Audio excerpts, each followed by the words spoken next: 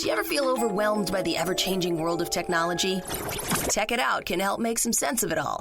Breaking down geek speak into street speak, technology columnist, author, and TV personality Mark Saltzman covers consumer technology each week for every listener. Mark tackles the latest news, reviews, and how-tos to help you understand what's hot, what's not, and why. Hey everyone, welcome to Tech It Out, episode 154. I hope you're all having a good weekend so far and staying safe and healthy, despite the number of COVID cases growing in most states. Pretty scary stuff, so I hope you're staying safe out there. And thanks again for tuning in. If you missed last week's show, which you can hear as a podcast, we did talk about many tech angles to coronavirus, including a look at a new device that takes your temperature at a public place. It's called Thermal Guard. We also talked about the Friend Match website for meeting new online friends. We chatted about securing your PC with McAfee while working from home and schooling from home, and a lot more. And this week's show will mostly be about COVID-19 as well. We're going to learn about a tech camp that has gone online and what kids can experience this summer. We're also going to learn about a new TCL smartphone that has debuted, so we'll get the 411 on that. And first, in a moment from now, we're going to learn about the Hilo Smart Mirror. That's right, a smart mirror for your home. There's a couple of them available. We're going to learn what it can do. All of this and more on this week's new Tech It Out, powered by Asus, which I'll tell you more about shortly, but let's kick things off. You've heard of smartphones, smart watches, and smart TVs, but what about smart mirrors? We're now going to learn about one called the Hilo Smart Mirror with Zach Alorfi. He is the founder of Hilo Smart Mirror, based in beautiful Montreal. Welcome to the show, Zach. Hope you're doing well. Hi, Mark. Thank you so much for inviting me today, and I'm really excited to tell you a little bit more about this new product. Yeah, so let's dive right in. Hilo Smart Mirror. Please tell us what it's all about. That's a beautiful question because that's the first question I get each time I talk to someone about my product. Hilo, it's just a natural evolution of the mirror. As you know, if you think about it, we spend few hours each week in front of the mirror. So we want to enhance this experience and make it more enjoyable for everyday life. So here, that's where it comes, the idea of having an all-in-one solution, something that you're going to use the morning, the afternoon, your wife, your kids will use it, something easy and fun for every day. So Hilo, it integrates a large multi-touch screen panel and motion sensor that they are hidden behind the glass. That allows us to the first time to save power when no presence is detected. It's just a beautiful mirror. From here, no one can tell that there is a screen behind it. But the magic happens when you come close to it. It turns on automatically to give you access to an Android interface that everyone had an Android device or already have an Android device. So something really familiar and intuitive for everyone. And since it have an integrated speakers and microphone, there is endless possibilities of use, but we're giving the focus for now for home well-being and fitness. Just to give you some example, for instance, if you decided to put it in the bathroom, it changed the ambience of this space. Like you can play some music from Spotify while you're showering, reading your local news while brushing your teeth. Or you can even watch the latest episode of Netflix while you're taking a bath. You can do so many things with it. So it's very versatile. Okay, got it. All right. So a smart mirror lets you interface with content while you're brushing your teeth, while you're taking a bath. If it is in the bathroom, I understand there are other places in the home you can place this, and you can use your voice. So I'm assuming if it's Android based, it is also Google Assistant enabled, so you can use your voice to ask for the weather, ask for time, that kind of thing, right? Yes, you can, but we are not tied in with Google. We're using the open source, but the Google Assistant is very private to them, since now they are having a lot of device of Google, so they are more and more less open to partnership with other brands because they want to promote their own brand. So then how would you use your voice? Like I know there's a microphone, then so how would you launch, say, the weather or to watch a Netflix TV show? You can use the text to speech, but we mainly want people to use it with the touch, but we don't have it's fingerprint resistant. So we think about that as well. We decided to go with this solution because we have the control of upgrading the system without having the permission of Google and being tied in with any other brand. Okay. So what would the microphone be used for then? Let's say you download, you can have like a meeting on Skype. You can have hangout calls. I see. So to communicate with other people, like you would through a smartphone or a web camera or something. That's correct. Okay. So you said that touch is the primary interface and the mirror does not get dirty. You said it doesn't leave any fingerprints? So as the latest phone, as you can see, that is more resistant to fingerprint. We put our mirrors in many chemical solutions to reduce the amount of grass that stick on the surface. That allows us to reduce up to 80% of the amount of fingerprints you will have on a basic glass. Cool. Still, from time to time, you're going to clean up a little bit like you will do on your phone. But for now, at the moment we're talking, there is no a solution that will remove 100% of grass. But it's totally normal, like a simple glass. I will wipe it once in 2-3 days or once a week. But the fingerprint, it's not really visible. It has to be used like for many hours. Then you will see some fingerprints. If it's in the bathroom, Zach, what about things like moisture in the air? It won't damage the smart mirror? That's a good question. We thought about it too. So it's IP65. Our mirrors are sealed in a water-resistant case. And as you know, IP65, for people who don't know about it, it's the rating of the resistance of water for the device. You don't have to worry about the steam or the water splash. Just have to clean it with a clean towel and you're good to go. So it's very secure, and we offer the warranty if everything happened up to 2 years. And this is something that people guarantee that we don't have any problem with the device later on. Okay, great. We're chatting with Zach Elorfi. He's the founder of the Hilo Smart Mirror, or if you have a French accent that my wife would like to listen to, it's Hilo Smart Mirror. Is that right? Yeah, my wife would prefer the French accent over my English, but there you go. So the Hilo, Hilo Smart Mirror, they're based in Montreal, but shipping across North America. So how big are the Hilo Smart Mirrors, Zach? Awesome. So this time we come with a collection of 2 models. The first one will be Hilo Light.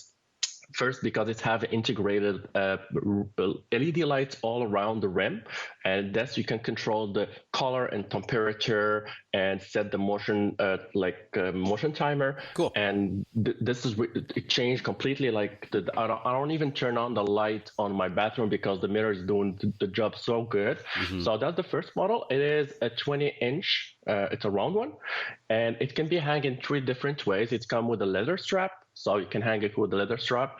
If you already have a large mirror and you don't want to remove it, so it comes with a pre-cut 3M sticks that you will put on top of your actual mirror. So it's become like a lentil, an extension of your actual mirror, because everyone have a large mirror already at home.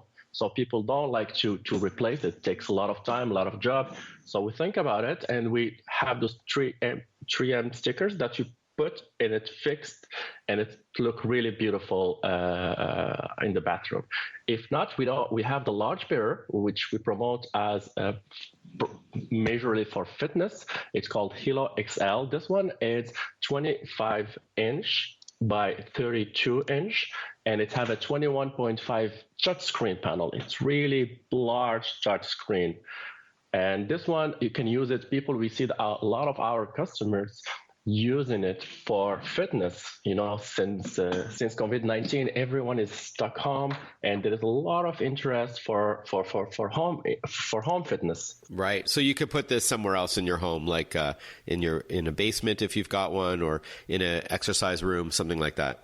Exactly. You can put it in the living room. I noticed that a lot of people getting rid of their TV, replacing this with like a music station. So Hilo come here to be part of that. Oh, cool. And if you are going to watch, let's say, Netflix on this or what have you, does it take up the entire screen, or can you still, is it like picture in picture where you can still use it, like for example in the bathroom if you're brushing your teeth? Is it like a small window that's in the maybe top right or lower left or something like that? So it's taken a part of the mirror. Since the mirror it's 30-ish something on height, it takes 25 inch of the screen. So there is a part of the mirror which is the screen, and the other is the glass. This is when it's turned on. But when you step back, the motion sensor, no presence detected, it will turn off, and you will never notice that there is a screen behind it. It's just a beautiful piece of mirror. Okay. I was going to ask you how difficult it is to set up, but you already walked us through the different ways that you can mount it or stick it or hang it. So obviously easier on the smaller mirror. So let's just jump then to the price, and if our listeners are interested, how they can buy this. So I'm assuming there's a website, or do you have retail partnerships? And how much do the Hilo Smart Mirrors cost? You can buy from our website at the moment, but we are opening a new partnership with Walmart, Best Buy in United States very soon. Congratulations. So hilosmartmirror.com is the website to order it for now, but you will have possibly some retail and or online partners like Walmart and Best Buy. That's fantastic. Zach Alorfi, congratulations. I'm looking forward to seeing this in person. Wishing you much luck and success on this. Thank you so much, Mark, for having me today. I'm really looking forward to hear from you again. This is Tech It Out, powered by ASUS. For those in search of incredible, ASUS creates technology for today and tomorrow's smart life, including its line of award-winning laptops, desktops, monitors, and much more. For those in search of incredible, visit asus.com/US/radio. That's asus.com/US/radio. We'll be right back with more Tech It Out. Stay with us. Listen to Tech It Out whenever you want. Find the Tech It Out podcast at iTunes or wherever you get your podcasts.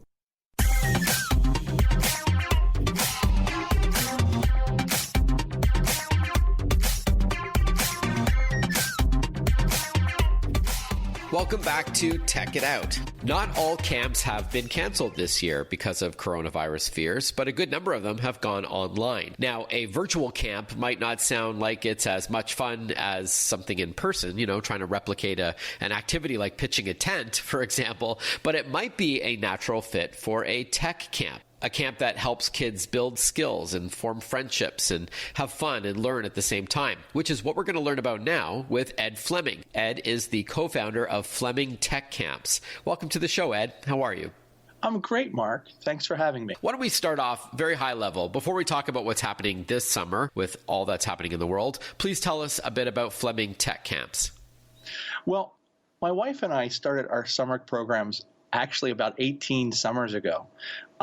We were both doing other jobs, and a colleague of mine at Penn State University had a lot of empty seats after the dot-com bust.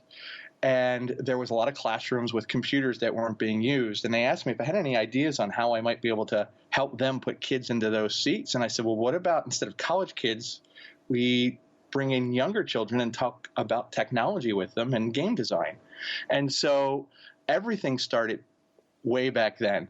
And it's evolved so much over the years. So we started with game design, and we now have well over 50 in-person camp programs we have. Includes robotics, programming, pretty much all of the STEAM topics, science, technology, engineering, art, and math. And we make it fun. It's a summer camp experience with a lot of learning, but all the same things that you would have in a regular day camp. That's really been the focus of what we've done. And of course, now it's a full-time job for us. We have office space. We have lots of people who work with us in the summers. But of course, 2020 is a little different. Yeah, we'll get to that in a moment. Obviously, it's a bit different this year, but pre-COVID, how many states were you operating in? So we had about a dozen states we were in, a lot of them in the Northeast, but we also had Florida campuses, Ohio, Texas, and California. So we basically partner with pre-existing summer camp organizations or private schools, and we work with them to deliver technology camps on top of their regular day camps. So a lot of a lot of camps nowadays want to have specialized programs for the kids, be it they're doing handwork type activities where they're learning, wood shop or how to use a sewing machine or tech or any number of other kinds of topics. And so that's become a really big theme of camping over the last 7 or 8 years. And so we've focused primarily on partnering with those organizations to deliver camps. And it's been a really great experience for us. Okay, great. And what ages do you tend to focus on? And why do you think STEAM is so important opposed to STEM? Is a really great question. Is the age groups, originally we were focused on 7th grade and up. And we did some really amazing game design programs with them, and kids were building these great games. My daughter, when she was taking camps with us, made a game, and eventually it was in the Smithsonian and got to travel the world as part of an exhibit. So we were really creating some really cool stuff. But there was this huge area that none of the other tech organizations in the space were really focused on. It was all, the younger kids, the elementary school kids. And so we started to develop programs for kids entering 2nd grade and up. And still do that to this day. And it's probably about half of our market are 2nd through 6th graders, and the other half are 7th, 8th, 9th, and up. Got it. And STEM is huge. For us, STEM has become, that's our wheelhouse. We know that kids love technology, and we masquerade a lot of the math and engineering, kind of the hard sciences part of it, behind the really fun and cool stuff that they build. With STEM, there's a lot of activities that they usually get their hands on and build with, either on a keyboard or making robots or putting together Lego sets to... Yeah, 3D printers. Oh, yeah, I have virtual reality camps now, too. So the kids make something in VR, and then they put it on their heads, and they're able to go ahead and explore worlds and universes that were unimaginable only maybe even 12 years ago before, the Oculus Rift came out. And it's so much fun. Okay, so you've sold me on the concept. Digital literacy, game design, these are all, by the way, great skills to learn for future employment opportunities. But with everything going on in the world in 2020, Fleming Tech Camps gone online for the first time. So tell us about this shift to an online program this summer. So I was at a conference for teachers that work in the private school industry, and that was back in February. And that week that we were at the event, we had started to hear about COVID a little bit in the news just before that. But Japan closed all of its public schools. And this is February. And 4 weeks before anything else is really going to happen in the United States. And I said to my colleagues, I said, wow, that's huge. The Japanese have an incredible school system, and they're not going to close just because, this is a minor event. So right then we started to pivot online, and that was a huge move for us. We were going to build a nonviolent competitive esports league for the fall, and that was what we were working on for that time of year. And we stopped work on that and moved everything to building an online system that would be really interesting to kids. And then, of course, when my own children started to do online school in March, or maybe a few weeks after, they all were home for a couple of weeks before it really got started, we watched how they interacted online and saw that there was a lot of problems with online education and just jumping right in. So we were able to kind of use all those things that we were watching our own kids do and how the systems worked and didn't work to refine our own platform for online learning. And so that's been a huge focus of what we've been doing over most of the spring. All right, Ed, I'm going to ask you to please hold that thought. When we return, more with Ed Fleming from Fleming Tech Camps. Stick with us. We'll be right back. Want to follow Mark? Google him. Mark with a C and Saltzman with a Z.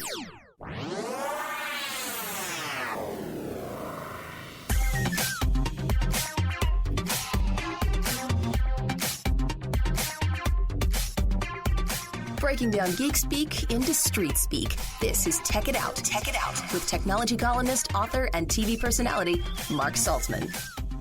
We're chatting with Ed Fleming, co-founder of Fleming Tech Camps, which have gone online this summer, as you might expect. Now, before the break, Ed, you were explaining how not all of the programs and activities that you would have in an in-person camp were going to make sense for an online platform. So you had to decide what would work and what wouldn't, correct?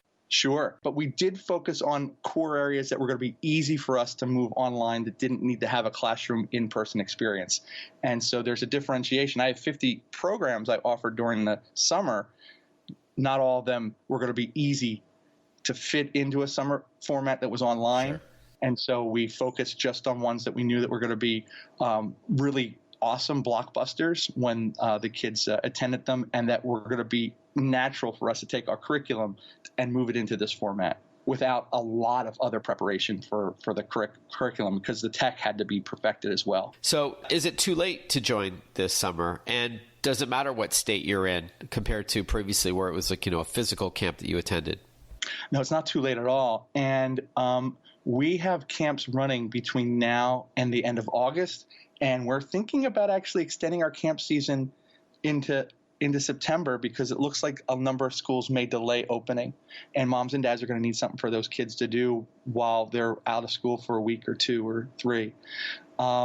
So as far as where you're located, because we're online, it doesn't really matter. We've had kids from Europe and from Central America actually join some of our camps. What you need to have is a broadband internet connection and a passion for technology and fun and camping, and then you're all set to go. And I understand you double down on Minecraft as a game. Is there a particular reason? Is it because it sort of blurs the lines between game player and game designer? Oh, you got it. So Minecraft Education Edition is the software that we've been using. And I've been using it way before the Minecraft acquisition from Microsoft. Microsoft bought it a few years ago. From Mojang, yeah. Yeah, Mojang is still, building the core Minecraft product. But in Redmond, there's this amazing group of educators that have taken the platform and moved it into a classroom kind of environment. So there's all kinds of learning experiences that go on inside of Minecraft in its natural environment, but when you bring in the education component, there's just so many different possibilities of what you can do. So for us, we can have a group of maybe 20 kids in each Minecraft server world with an instructor along with them, and it's almost as if they're actually in a classroom at a camp. There's the differences between what they're doing in person when we were pre-COVID and now aren't much different. And I think in some ways the experience is maybe even a little more enhanced, because there's everything's online. The teacher's able to go in and work with the kids and help them with their projects that they're building in Minecraft. And of course, then the teacher's presenting everything to them on this really amazing interactive screen. So kind of like a live stream that you might have seen a YouTuber or a Twitch user. They're going to be, the kids are going to see that while the teacher's teaching, and it just works really well. All right, dumb question, Ed. I know you're calling it a camp because it takes place during the summer, but are there traditional camping elements folded in any way, shape, or form? Oh, yeah. That's a really great question because, of course, from our perspective, a lot of the elements are camp-like, and we continue to make sure we have camp traditions and camp games in our programs. So we'll have scavenger hunts and we'll have different contests and events that happen. Every morning we have a morning assembly. A lot of times I'll come on and say, "Good morning, campers," and then start off the day. And my staff, we call them camp hosts, and they're teachers. And with them, we have counselors, and the format's a lot of the same. But one of the things we can do that is still real camp-like, but it's a little bit different because it's at home, once a week, we always have the kids do an activity that I think is super cool. It's bring your pet to camp day.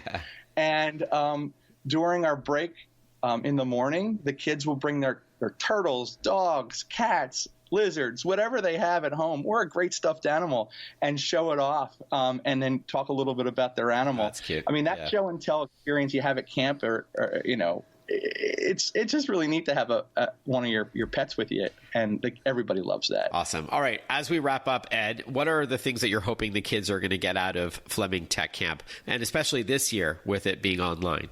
Well, first of all, I want it to feel like a camp experience, not like online school. That is so important to us because, moms and dads want the kids to have fun. And one of the really amazing things about camp in general is that it's all about learning, discovering, and exploring. and also building really great relationships with kids, right? Your peers. And being able to go out and learn these new things and meet these friends is something that is lost when you are still at home and you can't necessarily, go to physical camp. So I want that to be one of the biggest things. And I think the other is that I want the kids to have fun and have unforgettable experiences for really good reasons, not for bad reasons. And so this summer, it's a little challenging for everybody. But I think by having something that brings a little bit more normalcy back to the lives of the kids and their moms and dads, by having a camp experience, that we're doing something, I think, this year that's a little bit, I don't know, maybe it's we're doing something good. I love it, man. This is my life. This is what I love to do. I just want the kids to have really amazing experiences. And so far, I think they are. The feedback we get from moms and dads and their children has been really positive, and it's been a great experience. I think that having COVID-19 is part of our world today. It's a hard thing for us to deal with. But from a camping perspective, we don't even think about it when we're at camp. It's our normal is pretty cool. It sounds like it. It would be remiss not to ask how much the costs start for the online programs, and also, of course, a website on where to get going. Why don't we end off on that, Ed? Sure. So Fleming Tech Camps are $210 a week for a full-day program. And for our half-day programs, it's $150. Anyone who's interested can register on our website at flemingcamps.com, and Fleming spelled with one M, so FlemingCamps.com. All right, flemingcamps.com. Fleming has one M, so FlemingCamps.com. Ed, pleasure chatting with you. I hope that the rest of the summer goes as well as the first part, and thank you for carving out some time to chat with us today. All the best. Thanks a lot, Mark. You're listening to Tech It Out, powered by ASUS. For those in search of incredible, check out asus.com/US/radio to see their awesome ZenBook laptops in action. When we return on the program, we're going to catch up with TCL about their latest smartphone family. Stay with us. Breaking down geek speak into street speak. Tech It Out, hosted by Mark Saltzman.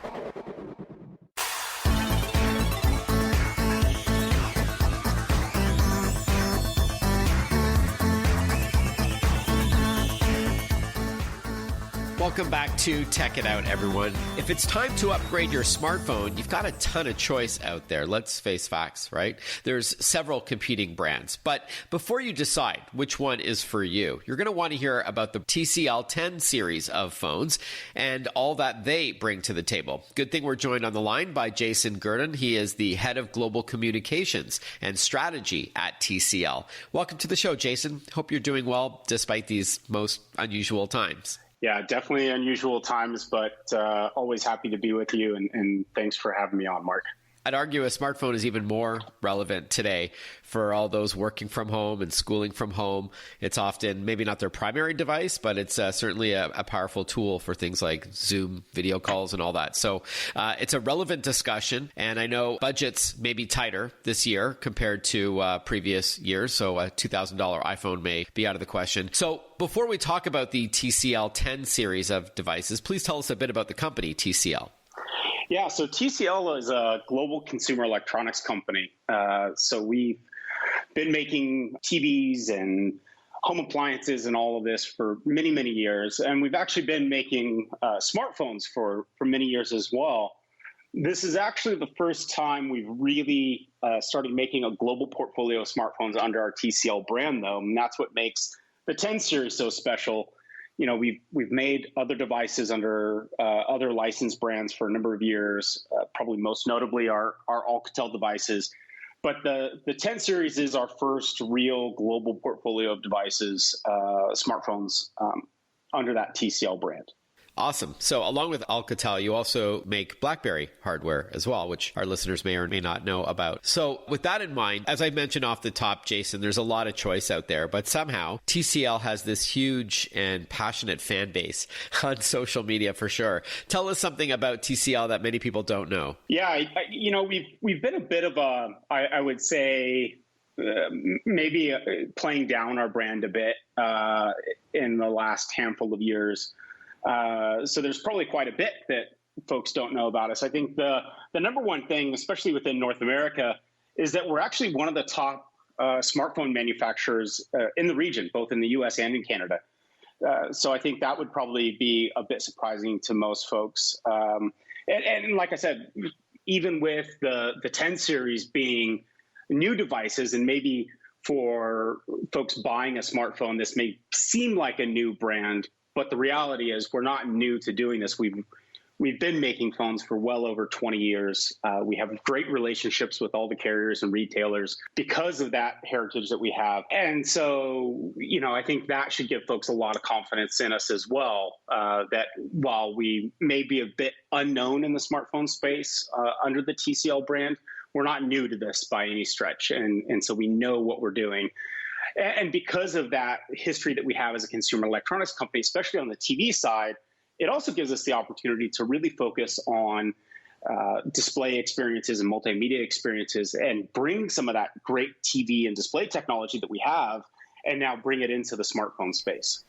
All right, got it. So with that in mind, talking about the experience and the screen and all that, your flagship phones, the TCL 10 Pro and the TCL 10L, if I'm not mistaken, please walk us through some of its call-out features, sort of high level. Yeah, so the main piece that I would call out would be the display. We've done a couple things, both on the display hardware itself, but then also underneath the device, both with the chipset and some of the software that we've done. So most importantly, these are our TCL-made displays. So we are actually, in addition to being a consumer electronics company, we're also a manufacturing company, and we manufacture displays ourselves. So we have all of that great vertical integration. So we're able to take, on the TCL 10 Pro, really cool curved AMOLED display technology, and now bring it into a device that's quite affordable. And even on the 10L, that's an LCD panel. But because of what we've done down even at the hardware level on the chipset, so we actually have a separate display engine that we call NextVision. And NextVision is a bit hardware and software. And so what we've done with NextVision, because we have this separate display engine, it's not just the screen itself, but we're also able to work with that display engine to ensure that you get all the crispness and color and clarity. And then even if you're streaming content, so say Netflix content, right? They have all this great HDR10 content now on Netflix, and we can support all of that. And we can actually even do up resolution of content into HDR also. So it's really great to have the combination of both, so that when you use these phones, we think about our smartphone and we talk about all these features, but the reality is the thing that we're staring at day in and day out is the display. And so it's really important to have some of those key features in the display itself, so that you are really getting the best out of the product that you have in your hands. What are some of the key differences besides the screen between the 10 Pro and the 10L? Are there differences in processor, in storage, or in system memory like RAM? What about battery life? So we've really tried to create an experience that's going to be comparable. So whatever device you buy within the TCL 10 series, based on your budget or your needs, you're not going to feel like you're missing out, so to speak, right? So there are some slight differences that you'll notice right off the bat in design. Certainly the TCL 10 Pro is a bit like our flagship, so much more sleek design, and like I mentioned, it'll have an AMOLED display there versus the LCD on the 10L. Hey, when we return, more with Jason Gurdon from TCL about the TCL 10 series devices. Stay with us. Follow Mark Saltzman on Facebook, on Twitter, on Instagram. Listen to Tech It Out whenever you want.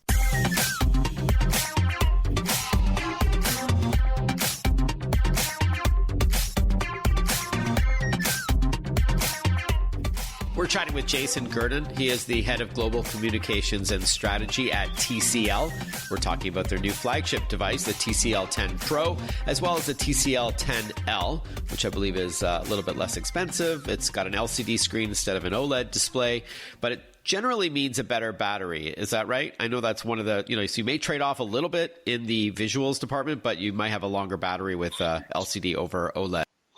Yeah, and it can kind of depend, right? Just all depends on how you set up the battery management within the device itself. So there's a lot of, let's say, tinkering that happens under the hood, if you will, that can determine battery life.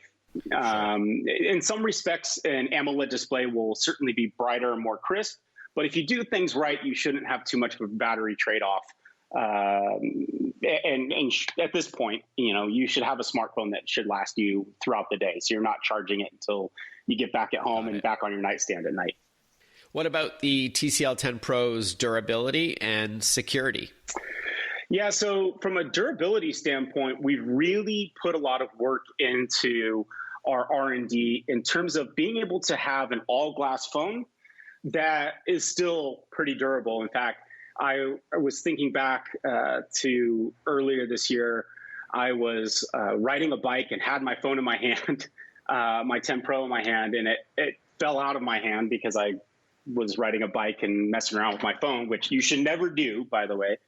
But I dropped it on the pavement, and actually I was super terrified in the moment because I thought, oh man, I just busted my phone. It was totally fine, didn't break the screen or anything like that. So like I said, we do a lot of work just in how we develop the devices to make sure that they're going to be durable, because of course nobody wants a broken phone. From a security standpoint, this is where we work really closely with Google. So they're our software partner, but we really go hand in hand with them, ensuring that the software that we work with them on is working properly. And then we do the bi-monthly security maintenance releases that Google pushes out. So every other month they do a major security update, and we ensure that our customers are going to get that for at least a couple of years, so that their phone is going to be safe and secure as they use it. I know that's super important to users, which is why I wanted to ask you about it, as are the cameras. Now, you did sort of hint at a 4-camera system with the TCL 10 Pro. Why don't we end off on photography, since it seems to be one of the top applications for smartphones today, and then we'll dive into price and availability. Sure. Yeah. So both phones do have 4 rear cameras. And I think all of us now have gotten to the point that our smartphone is our point-and-shoot camera, right? We're no longer using a point-and-shoot camera like we may have done 10 years ago. Phones have gotten really great at taking powerful photos, and now we're looking at ways that we can change up the sensors and have not just a main camera, but also you want ultra-wide angle, a macro lens so you can get very close-up shots. We also have a special sensor on the Pro for shooting low-light video. So we look at all these different ways that we're using our smartphone nowadays. It's not just a consumption device, but it's also creating our own content, whether that's photos and videos of our families or while we're out and about, all of these different things. So we really kind of take those experiences and think about it holistically when we develop our smartphones, so that you have a true device that you can use any way you want. And then finally, let's talk pricing. I mentioned off the top that some phones can be $1,500, $2,000 when you go with like the highest end models with all the bells and whistles and the most storage and all that. How much are we talking with TCL 10 Pro and the 10L, please? Yeah, so in the United States, you can get the TCL 10 Pro and 10L unlocked through major retailers like Amazon and Best Buy. And the 10 Pro starts at $449.99. And the 10L is available for $249.99. Considerably more affordable than most other premium Android devices. And it sounds like you're not trading any of the features either. That being said, I have not seen the TCL 10 Pro or 10L yet, but from what I've read online and from your description of them, it sounds like there's a lot of bang for the buck here. Yeah, and that's definitely what we focus on. For us at TCL, it's all about making great technology and making it accessible. And then the website? It's tclusa.com as the best place to go to learn more information. And actually, you can learn more about our TVs and our other products, but also our TCL 10 series smartphone. Or you can follow us on Twitter at TCL Mobile Global. Jason Gurdon, thank you so much for your time. Congratulations on the launch on these TCL 10 flagship devices. All the best. Thanks, Mark. Appreciate it. Take care. Thank you for tuning in to Tech It Out, powered by ASUS, creating technology for today and tomorrow's smart life. ASUS, for those in search of incredible. Visit asus.com/US/radio for more info. I hope you all have a safe and healthy week ahead, and I look forward to catching up with you next weekend on Tech It Out. Bye-bye for now.